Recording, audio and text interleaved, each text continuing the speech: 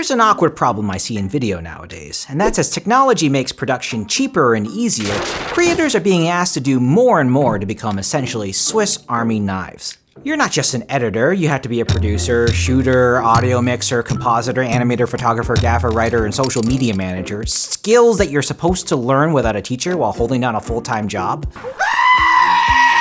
This can be incredibly frustrating, and while I don't want to get into a discussion of if it's right or wrong, I thought it might be a good opportunity to talk about how I myself transitioned from a pure editor into a generalist. Now, there are exceptions where being specialized in one thing and one thing only can be valuable, but I found having knowledge over multiple skills is fun and fulfilling, creatively and financially. And it all comes back to one essential skill, and that's learning how to learn with something I like to call project-based learning.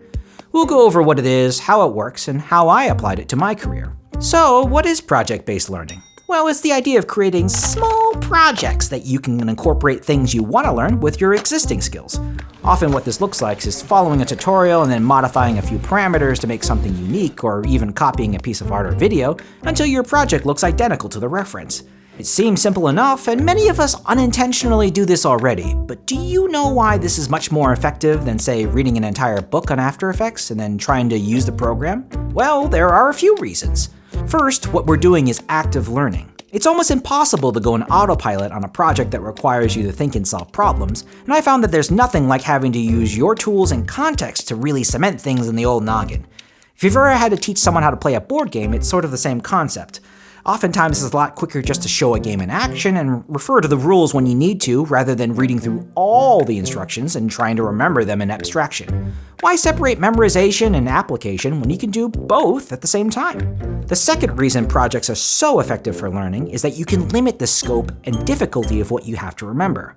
It can be really daunting to start something new and unknown, so the project is basically a way to force yourself to focus in on a single step.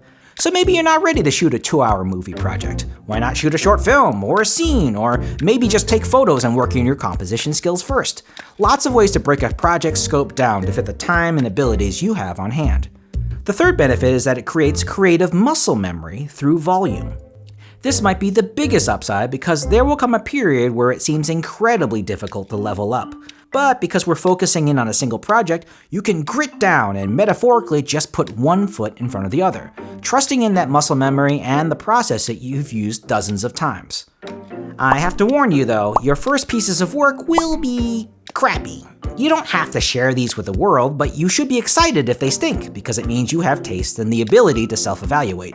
If you do something for the first time and you say to yourself, "Wow, this is perfect," that's a terrible place to be, because if you can't identify what's good or bad yourself, you'll never know how to improve.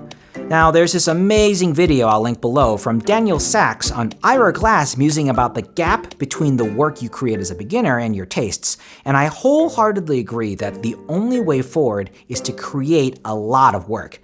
Save that video and watch it whenever you feel demotivated. I promise it'll make a ton of sense and push you over the hump. Now, one concern at least I had when making these projects is if I would be accused of plagiarism. It can be a gray zone, and I think it has to do with intent and how you choose to show your work to others. Like, do you think people who play cover songs are plagiarizing? If you're getting to the point where you'd like to learn and show your work without issues, one great way to get around this is to combine multiple references or tutorials. Maybe you take the color palette from one thing and the composition from another source with the mood and tone from a third. I find I suck so bad at copying things perfectly that as I'm bashing these things together, it becomes its own thing. You can see this in my own projects to learn Blender. After learning how to make a phone, I made a project where I took the lessons learned about lighting and modeling to make this promo inspired by Apple ads that also used my existing skills. While I don't think it hit what I was aiming for perfectly, at least it's a project I can look back on to see how much I improve in the future. And a word to those who have a job that pays you to already use your video skills. It's the perfect excuse to learn and turn your paid projects into learning exercises as well. In fact, the first project that started me down this path was one video couldn't be reshot, but the talent had a booger in their nose. It was only a few shots, but I took the liberty of looking around for tutorials and how to mask it out, and I got paid for that time, and the rest of my skills were developed just like that. So hopefully that makes sense. Basically, copy what you want to achieve, and then as you understand it, tweak it to make your brain analyze and internalize the concepts. and it may be hard to understand abstractly, but that's why we'll do something practical in a future video. But either way, I'll see you next time.